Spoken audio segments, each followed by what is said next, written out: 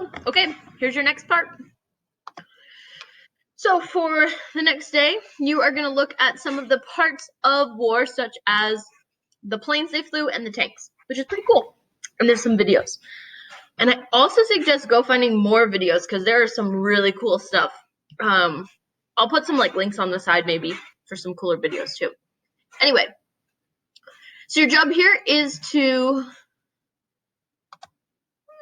so much better, Big. It's like I'm there with you. Okay, first one is to read about the airplanes. So here we go.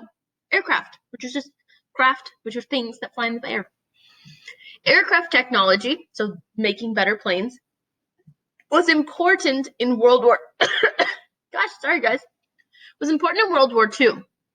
After World War I, countries were drawn to the concept of mass aerial bombing, right? The idea that you can just drop a whole bunch of bombs. They thought that was a way better idea than trench warfare, which is true. You don't lose as many of your guys, but you definitely do kill more people. So it is definitely more deadly. But I guess in war, if you're trying to win, that's what you want? I don't know. Throughout the war, improvements were made to increase the speed and altitude limits, right? They could go higher in the air now instead of flying really close to the ground. So here's some pictures of airplanes. I'm going to put some links on the side here. I'll go find some videos for you that are pretty cool about those planes. Yeah, they're just really cool. So why did countries begin to invest in aircraft, right? Why did they try to make better planes? You decide. The other thing was tanks. Tanks were crazy. So in World War I, created a demand for armored weapons, which could navigate any type of terrain, right? That could go over any kind of land. This led to the development of the tank, right? We learned about that in World War I, that they built the tank.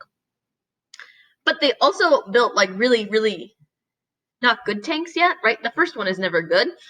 If you remember way back, they were all made of metal and they were super hot and really hard to be in for a long time. So the guys ended up getting more hurt in the tanks because it was just so hot.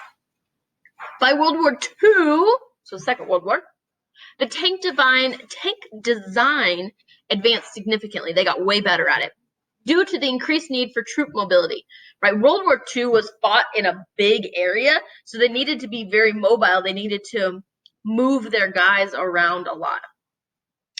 Tanks became faster and had even more firepower, meaning they had a bunch more guns on them. So there's a cool video. This is the video. It'll take you to a website and the video will play at the top. You can also read about it on that website. It's pretty cool. So read about that. Look at some cool pictures. And then you've got two questions. Why were the tanks important on the battlefield? And why did the United States